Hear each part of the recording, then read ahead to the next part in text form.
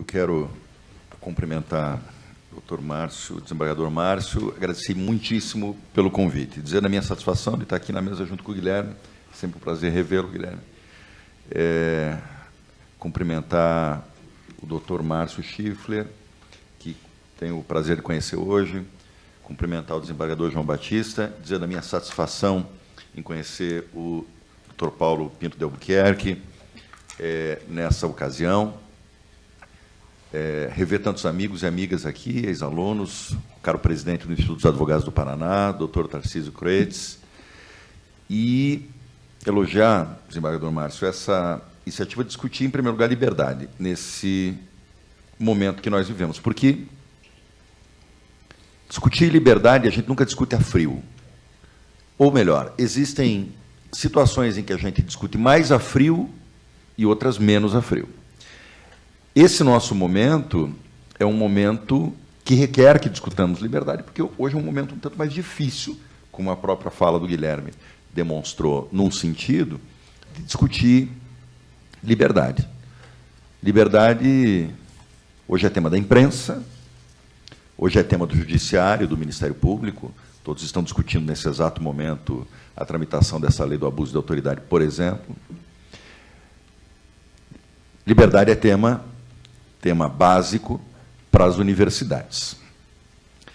Agradeço, em particular, por trazer esse tema, especificamente falar sobre a liberdade de expressão dentro das universidades, porque eu acho que isso toca esse ponto que o Guilherme circunscreveu, a parcela da liberdade de expressão de ideias, que deve ser um tanto mais valorizada, na medida em que, pelo menos no caso brasileiro, eu acho que posso dizer isso com uma boa margem de segurança, é dentro das universidades que existe uma produção massiva das ideias, uma produção e uma circulação das ideias. Existem, enfim, dados e pesquisas que mostram que não só nas universidades, mas nas universidades públicas brasileiras se produz mais de 90% da ciência, da tecnologia e da inovação. Quando se fala, portanto, em liberdade de circulação de ideias ou de expressão de ideias, parece que a universidade é um foco bastante sensível e que deve ser discutido como tem sido discutido.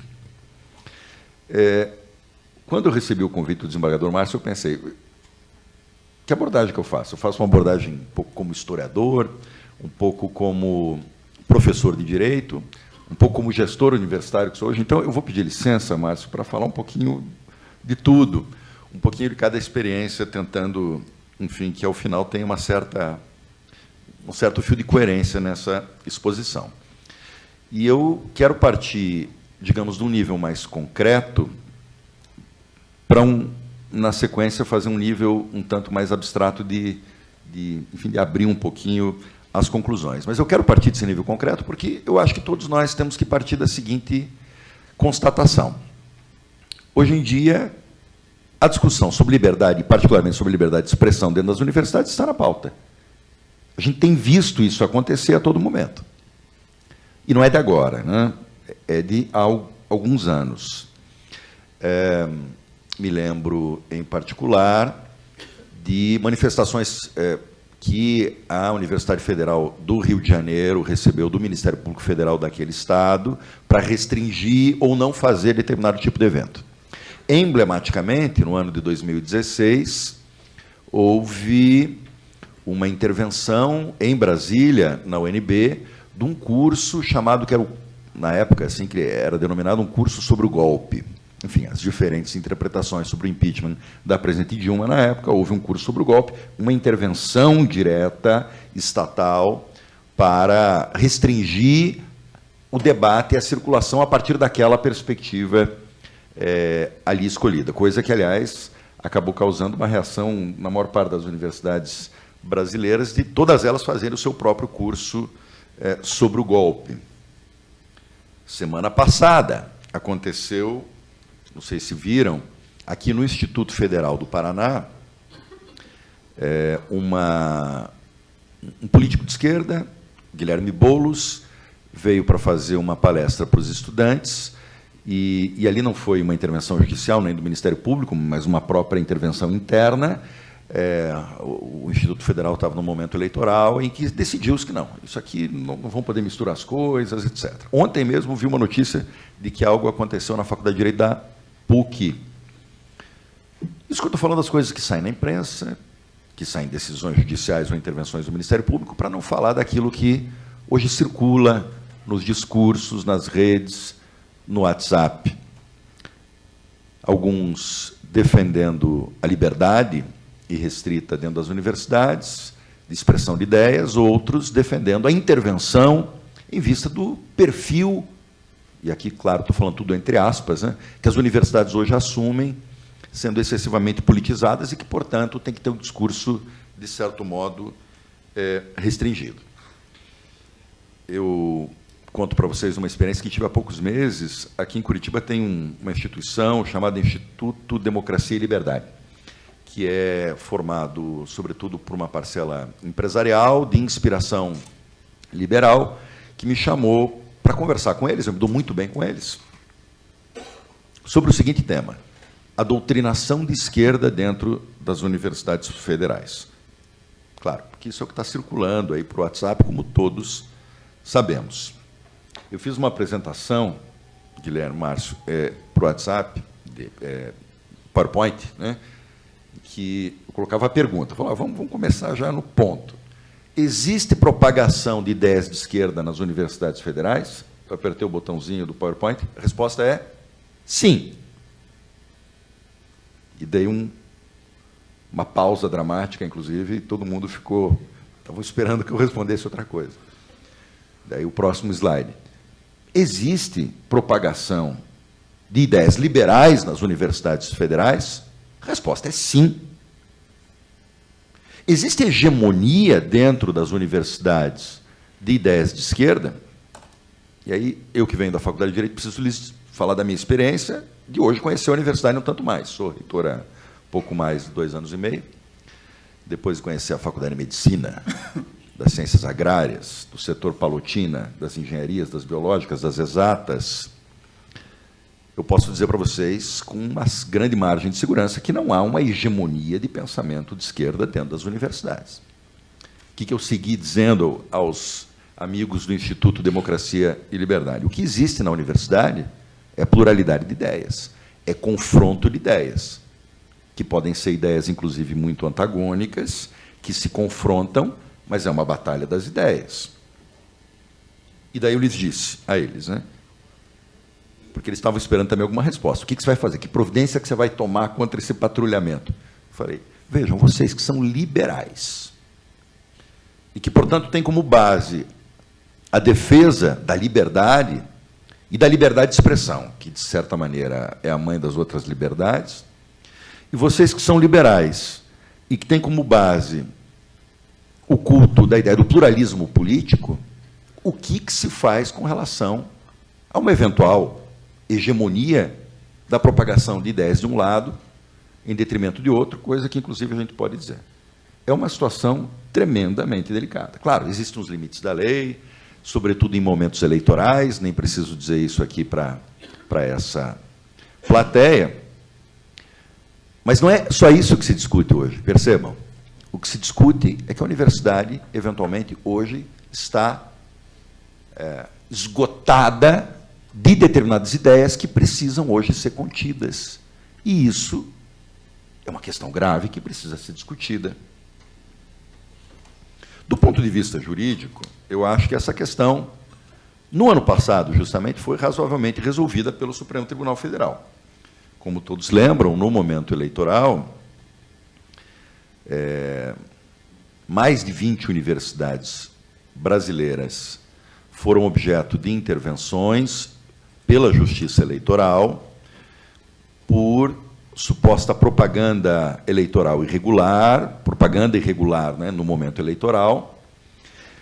Isso suscitou uma DPF pelo Ministério, pela Procuradoria-Geral da República, que teve uma rápida solução, num julgamento muito importante para as universidades lá no STF. Então, eu sou daqueles, doutor Márcio, que dentro das universidades, só falo bem do STF, porque eu acho que, pelo menos no que diz respeito à leitura das liberdades que se faz dentro das universidades, o Supremo tem sido bastante generoso, bastante garantista, tem sido bastante importante, e houve um placar de 9-0 naquele momento, a DPF 548, com um voto bastante marcante da ministra Carmen Lúcia, a relatora, que dizia, me permitam ler um trecho, liberdade de pensamento não é concessão do Estado, é direito fundamental do indivíduo, que a pode contrapor até mesmo ao Estado. Exercício da autoridade não se pode converter em ato de autoritarismo, que é a providência sem causa jurídica adequada e fundamentada dos princípios constitucionais e legais vigentes. E depois ela remata, pensamento único é para ditadores, verdade absoluta é para tiranos. A democracia é plural em sua essência. E é esse princípio que assegura a igualdade de direitos individuais na diversidade dos indivíduos. É importante porque eu efetivamente creio, e agora eu tento, se parto do bastante concreto, desses fatos que têm pululado nesse momento histórico brasileiro. Se fala num outro nível, digamos, do valor jurídico que se deu ao princípio da liberdade e da autonomia universitária.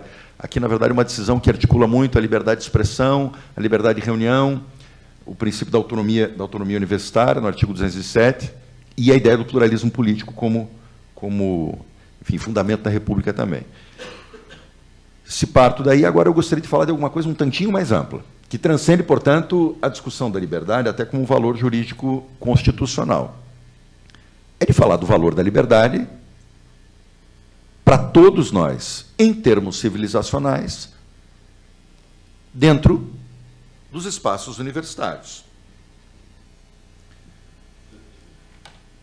Porque aqui eu acho que é difícil, claro, e eu não estou querendo discutir as restrições legais que naturalmente têm que se impor, as restrições, enfim, sobretudo em momentos eleitorais, mas eu estou querendo afirmar esse valor de que, sem a possibilidade de liberdade de expressão de ideias, a universidade não existe. A universidade deixa de ser aquilo que ela é. A universidade passa a ser outra coisa. A universidade tem 800 anos, um pouquinho mais. As universidades mais antigas, né, estão completando seus 800 anos. Salamanca, por exemplo, completou o ano passado. As universidades são um produto medieval. Mas mesmo numa sociedade medieval, que não conhecia a noção moderna de liberdade, a ideia de uma expressão sem amarras das ideias já estava presente. Mesmo as universidades como corporação, quer corporação de alunos, quer corporação de professores. Modelo Bolonha, modelo Paris, tinham como premissa fundamental para o seu funcionamento a liberdade. Quando, no período napoleônico, Napoleão Bonaparte sentia nas universidades um odor muito forte de corporação medieval, tinha que acabar com as ordens intermédias, e ele atacou muito as universidades, criou os colégios, outras coisas. Esse foi o momento que as universidades deixam de ser universidades. A partir do modelo moderno universitário, o modelo Humboldtiano, digamos assim, sem liberdade, as universidades não existem, as universidades não funcionam. Amarras, como é que é o nome da... mordaças, são absolutamente incompatíveis com a própria noção de universidade.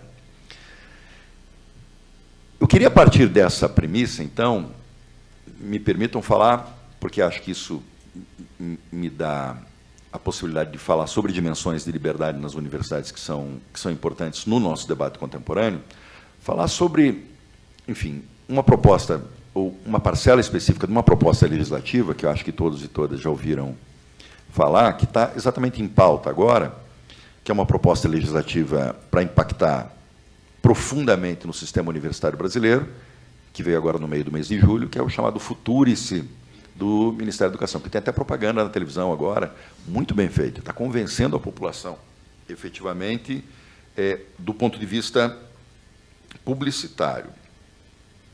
Não vou discutir a proposta, apenas vou dizer o seguinte, que entre os reitores existe uma série de receios, Um deles é que a autonomia administrativa das universidades venha a ser afetada, porque criam-se gestões da universidade por meio de OS, organizações sociais, e parcelas importantes das decisões estratégicas da universidade são colocadas para o comitê gestor da OS, às vezes para o comitê gestor do fundo de investimento que é criado, às vezes é remetido para um ato do ministro da Educação, que vai ser editado futuramente.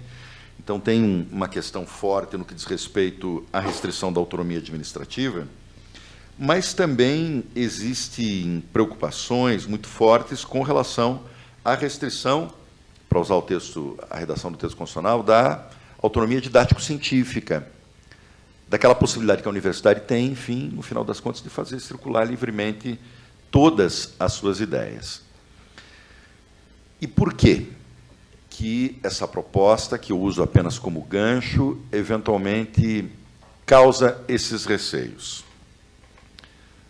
Pelo lugar que a universidade ocupa, me parece, dentro não só do Brasil, mas das sociedades contemporâneas, no que diz respeito a dois fatores. Primeiro, no que diz respeito ao fato dela ser o repositório completo do conhecimento atual e do conhecimento passado, do conhecimento das ciências duras, das chamadas ciências moles, das ciências exatas e das ciências humanas. Hoje, no Brasil, seguramente, se não fossem as universidades públicas, a gente não teria a custódia do pensamento medieval e do pensamento antigo. Hoje, a Universidade Federal do Paraná tem uma série de tradutores lá no Departamento de Letras, isso nos dá muito orgulho, que estão multipremiados, aí do Jabuti, etc.,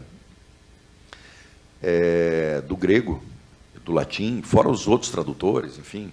Nosso tradutor aqui do James Joyce é o tradutor mais importante no Brasil.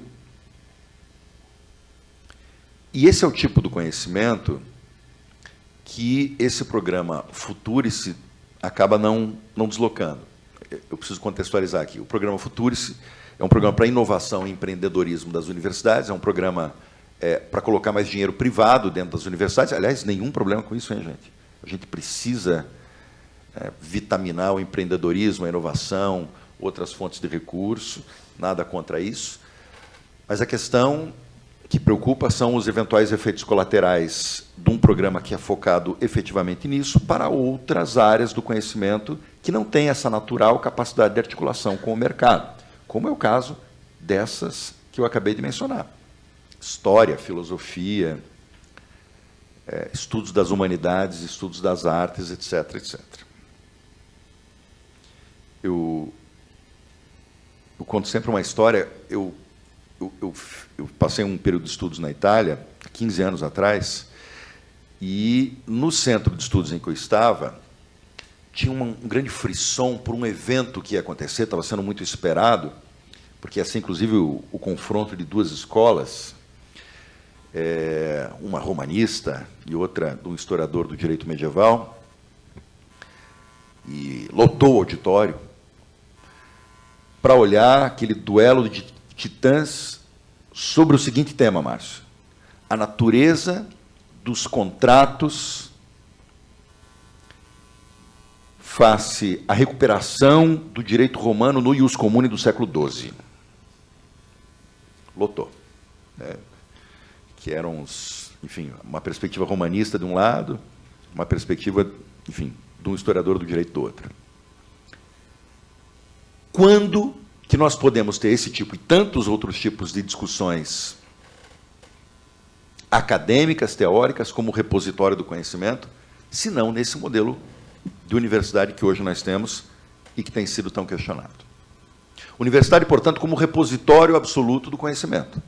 Porque se não for a universidade pública, sobretudo a pública, porque ela é mais do que a privada nesse sentido, ninguém mais será. É necessário, portanto, se preocupar para onde caminha a universidade pública quando há uma restrição desse tipo. O segundo, que tem a ver com isso, que tem a ver também com essa indução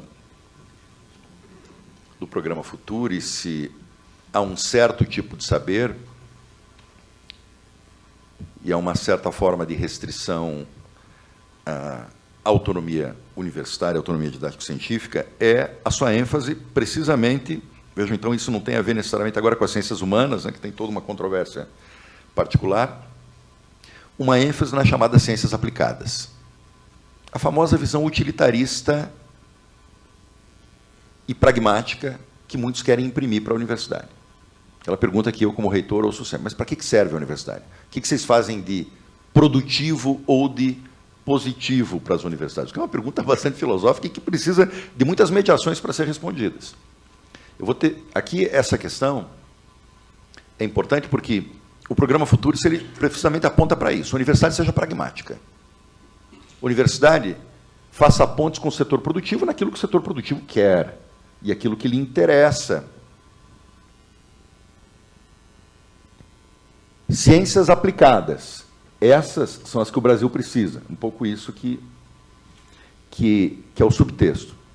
E veja, de nenhum momento e de nenhum modo eu quero subvalorizar as ciências aplicadas e muito menos o papel fundamental que as universidades têm que ter, sobretudo no momento brasileiro. Eu só pondero que uma visão excessivamente pragmática e utilitarista das universidades em direção às ciências aplicadas, em detrimento das chamadas ciências básicas, é alguma coisa que certamente terá efeitos deletérios. Nós temos, por exemplo, né, eu tive que aprender isso também, gente, quando eu saí da área do direito, né, existem as ciências na química, na física, existe a dimensão da ciência básica, a que vai mexer com números, a que tem um conteúdo de abstração muito maior, e existe a física, a química, mesmo a matemática aplicada. A questão é, não existe ciência aplicada sem uma forte maturação das ciências básicas. Então, eu nem estou falando de humanidades agora, eu estou falando das ciências duras. Se você quer um produto final, um produto que vai ter na indústria, um produto que vai revolucionar alguma coisa, nas engenharias, na área biomédica, você vai ter isso lá na parte aplicada, geralmente, depois de anos de tentativa e erro, inclusive, porque a ciência é feita dessa maneira, lá nas ciências básicas. Tem uma história que sempre contam, por exemplo, de como as câmeras digitais, essa que todos nós utilizamos hoje, não só em máquinas fotográficas, agora nos próprios celulares, ela era uma pesquisa básica que não saía do lugar durante mais de 10 anos, até o momento em que ela deu um salto para virar ciência aplicada, jogou na história e na falência, enfim, todas as empresas que ainda trabalhavam com filme, o velho filme da máquina, na Kodak, né, essas coisas, né? Mas isso só pôde acontecer em função, enfim, de toda uma trajetória das ciências básicas. Nosso presidente da República, eu acho que vocês já devem ter ouvido isso, ele se refere muito ao grafeno, né? O grafeno é uma substância que se tira do grafite e que tem uma potencialidade de aplicação tremenda e para muitas áreas, né? Na hora que der o salto da inovação, né, Guilherme, isso vai ser muito importante e vai ser revolucionário para tudo, para ciências médicas, a nanotecnologia, para artérias artificiais, mas também para a indústria, sobretudo. E eu acho que alguém falou isso para o nosso presidente, por isso que ele fala da importância dessa pesquisa, e ele tem razão nisso, em falar da importância dessa pesquisa.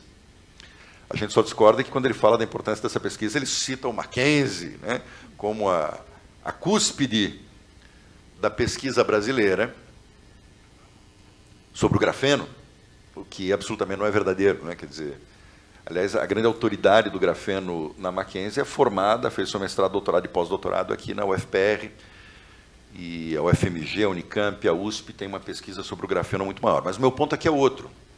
O meu ponto é que o grafeno, hoje, está exatamente na fase, em termos científicos, das ciências básicas. Ninguém está fazendo as coisas com o grafeno. A gente não chegou nesse ponto. Não vai ter empresa, porque não é assim em lugar nenhum do mundo, que vai querer colocar verbas para pesquisa e desenvolvimento na ciência básica. Porque a ciência básica é financiada, mesmo em outros modelos, mesmo do modelo norte-americano, sobretudo pelo poder público. Então, o meu ponto aqui é o seguinte: colocar todas as fichas na ciência aplicada, esquecendo das ciências básicas, pode prejudicar fortemente, inclusive as ciências aplicadas nesse estágio. Eu gosto de dar muito esse outro exemplo, que é nosso, aqui é nosso, é da casa, é da UFPR. No nosso setor de ciências biológicas, houve um grupo de pesquisa que trabalhou por praticamente 20 anos na análise de uma bactéria específica chamada Azospirillum, que era responsável, Márcio, veja o que eu tenho que aprender agora como reitor, mas eu acho isso fascinante, pela fixação de nitrogênio vegetal. Uma bactéria que se ocupa de fixação de nitrogênio vegetal, ela transforma, sobretudo cereais, onde ela se aplica, milho, sobretudo, em algo que fica mais resistente às intempéries naturais, a pragas, mas, sobretudo, substitui o uso de fertilizantes nitrogenados na agricultura. Pesquisa básica durante 20 anos. Estamos agora exatamente no momento do salto. Ela está agora sendo aplicada para substituir a aplicação dos fertilizantes nitrogenados, centenas de milhões de dólares de economia para o agronegócio brasileiro por conta disso, né? E um milho, um cereal melhor no final das contas. Em suma, voltando aqui ao meu ponto, né? Na medida em que a universidade, os cientistas, aqueles que entendem de ciência, aqueles que têm como seu ofício o conhecimento, sejam, de algum modo, alijados da sua liberdade, e a sua liberdade aqui, vamos lembrar, isso está na nossa Constituição, é inclusive a liberdade de poder decidir o fomento, aonde que, estrategicamente, porque isso inclusive pode variar regionalmente, né, aonde que a pesquisa tem que ser incentivada. Na hora que a liberdade, que só pode ser a liberdade das universidades, isso não é uma discussão corporativa, gente. Isso não significa que a universidade se coloque como acima do Estado de Direito, fora dos limites da lei. Eu só estou dizendo que funciona assim há 800 anos para a universidade dar certo, né? Na hora que essa parcela de liberdade, quer na sua liberdade de expressão, como tem acontecido, quer na sua autonomia de decisão sobre os rumos da pesquisa, inclusive da pesquisa das ciências duras acontecerem, o resultado será catastrófico. Não apenas catastrófico para o nível de civilidade, coisa que a gente já está vendo acontecer. Sexta-feira passada eu estava numa formatura de odontologia. E sempre tem um trecho no meu discurso nessas formaturas que eu falo que a gente vive um período esquisito, um período duro. Naturalmente que eu não falo de política, porque é duro falar de política também, e não é aconselhável falar de política, inclusive, na minha posição de reitor. Mas eu falo que nós vivemos um tempo em que a inteligência vem sendo desvalorizada, e a ignorância saiu à janela. Hoje as pessoas não têm mais constrangimento em demonstrar a própria ignorância. Isso talvez tenha a ver com as redes sociais, etc. E digo que hoje nós vivemos um tempo estranho, porque antes não era assim, que as pessoas falam abertamente, né, sobre teses terraplanistas, sobre teses contra o aquecimento global, como um complô internacional. Tem gente que está, inclusive, dizendo que é o Sol que gira em torno da Terra, quer dizer, coisas que a universidade já está falando ao contrário há alguns séculos, de repente a gente está começando a retroceder, e daí foi o ponto do discurso que eu falei. Nós estamos vivendo uma época em que tem gente que está negando a existência da ditadura militar. Nesse momento eu fui vaiado por uma parte expressiva da plateia. Eu não acho que eu tenha falado nada politicamente comprometedor. Para quem acompanhou como eu acompanhei a Comissão da Verdade, Memória e Justiça aqui no Paraná, conheci muita gente torturada, conheço filhos de gente torturada, gente dizer que isso é uma ficção. Eu, como historiador, tenho que me sentir agredido. Isso é uma agressão aos fatos, isso é uma agressão à realidade. Então, na hora que a gente começa a dar aso e vazão a isso, mesmo em momentos tensos como esses, o prejuízo é civilizacional. O prejuízo é civilizacional num primeiro momento. Mas também, porque tem gente que esse argumento não interessa. Né? Tem gente que está jogando pela janela o nosso valor civilizacional. Mas também, eu acrescento, é um prejuízo econômico. Talvez isso sensibilize outros. Porque na hora que a universidade deixar de ser aquilo que ela é, na universidade, que a universidade não possa fazer a pesquisa como ela sempre fez, sendo responsável por 90% da ciência, tecnologia e inovação no Brasil, a universidade pública não vai ter azospirillum, não vai ter grafeno aplicado, não vai ter pré-sal, não vai ter indústria aeronáutica, não vai ter salto no agronegócio. Então, assim, é um tema jurídico, né? Falar sobre a nossa liberdade de expressão nas universidades é um tema jurídico. Mas eu quero sublinhar que talvez antes de ser um tema jurídico, é sim um tema civilizacional e um tema do desenvolvimento e um tema da soberania. Muito importante a gente lembrar disso e não esquecer disso, sobretudo, em tempos tumultuosos. Obrigado, Márcio.